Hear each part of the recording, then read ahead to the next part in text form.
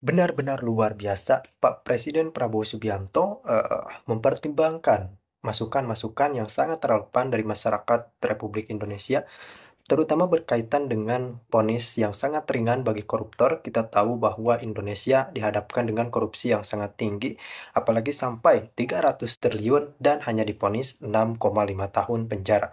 Presiden Prabowo Subianto sangat marah dengan hal ini dan kita akan melihat bagaimana debat yang cukup sengit. Pak Presiden Prabowo Subianto minta semua pihak naik banding untuk memvonis semua koruptor yang ada, dan bahkan dalam sebuah pidatonya Prabowo mengatakan minimal jika kerugiannya sebesar itu, minimalnya 50 tahun penjara. Kemudian aset-aset yang telah dicuri harus dikembalikan kepada negara, karena memang kita harus melaksanakan terkait perampasan aset dan pemiskinan bagi koruptor. Ini sangat penting dilakukan di Indonesia untuk menghindari gejolak korupsi yang terus meninggi dan untuk menekan angka korupsi di negeri ini. Kejaksaan Agung, dalam ini Pak Jaksa Agung dan jajaran, memang dari 7 des yang kita sedang laksanakan sejak bulan Oktober itu, khusus penanganan di bidang pencegahan, pemberantasan korupsi maupun juga perbaikan tata kelola, serta pengembalian devisa negara itu leading sektor atau tanggung jawabnya ada di Pak Jaksa Agung.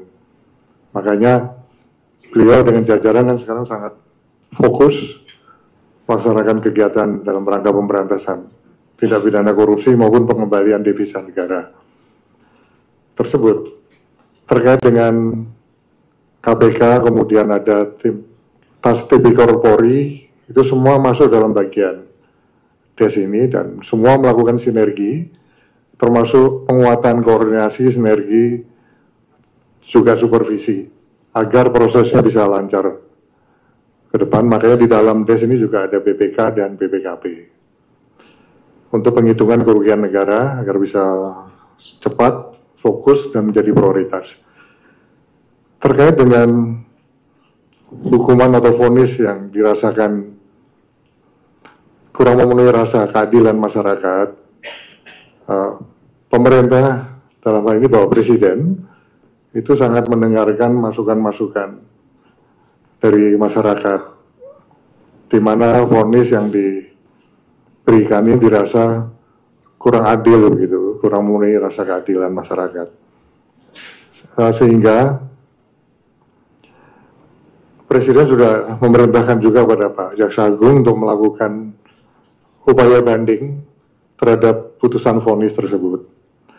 Di samping itu, dari Komisi Yudisial juga sedang melakukan pendalaman yang terkait dengan kemungkinan adanya pelanggaran kode etik atau pelanggaran-pelanggaran lainnya yang dilakukan oleh para pihak, baik itu dalam hal ini tentunya hakim.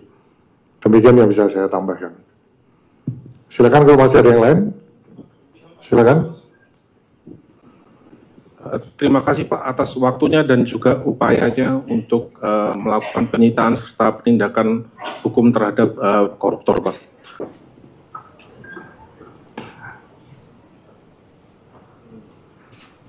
Yang pertama bahwa Bapak Presiden sudah jelas di dalam arahnya kepada kita yang tergabung di dalam des pencegahan dan penanganan tindak pidana korupsi, bahwa penanganan terhadap tindak pidana korupsi harus tegas dan tanpa ragu-ragu. Nah, itu yang sedang kita kerjakan, dan sejak des ini dibentuk, tadi sebagaimana yang tersampaikan oleh Pak Jaksa Agung, ada 6,7 triliun rupiah yang sudah bisa diselamatkan. Uangnya ada dan sekarang ada di akun BRI. Khusus hari ini, kami dari des, Pak Jaksa Agung tadi sudah mengumumkan 2 kasus korupsi yang terkait. Pertama, tindak pidana korupsi tata kelola sawit dari tahun 2005 hingga 2024. Itu yang melibatkan ada tambahan 1 tersangka perorangan baru dan 2 korporasi tersangka baru dengan total kerugian kurang lebih 73,9 triliun keuangan negara, kerugian negara yang bisa diselamatkan. Yang kedua, yang terkait dengan tata niaga timah, ada 7 korporasi baru yang tadi telah diumumkan dengan kerugian negara berjumlah kurang lebih 271 triliun rupiah, sehingga kalau di total itu berjumlah kurang lebih 344 triliun rupiah. Ini sebagai wujud komitmen dari pemerintah. Jadi istilah-istilah yang katanya ada yang mengistilahkan kalau penanganan korupsi itu tajam ke bawah, tumpul ke atas. Tunggu saja, kita banyak nanti episode-episode berikutnya yang akan kita umumkan begitu. Ini baru awal ya, baru awal, hasilnya sudah spektakuler. Dan pemerintah berkomitmen untuk terus memperkuat langkah-langkah penegakan hukum yang semakin responsif dan memenuhi rasa keadilan masyarakat. Sehingga semuanya ada kepastian hukum dan memenuhi rasa keadilan masyarakat. Demikian yang bisa saya tambahkan. Silakan Pak Jaksa Agung kalau ada tambahan. Baik, pertanyaan untuk apakah tindakan seperti terhadap hakim yang melaksanakan tanur, saya katakan iya. Dan kita sudah lihat ya bagaimana keterangan pers yang diberikan kepada media.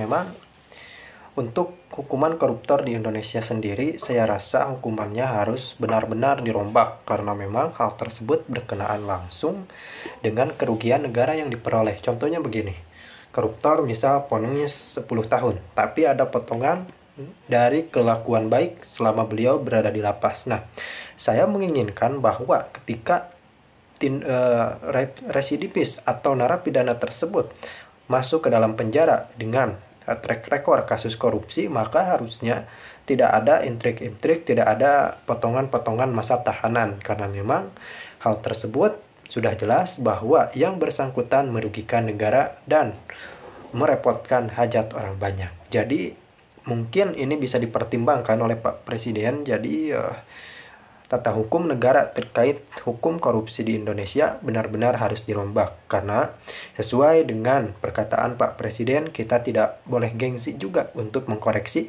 hukum di negara kita.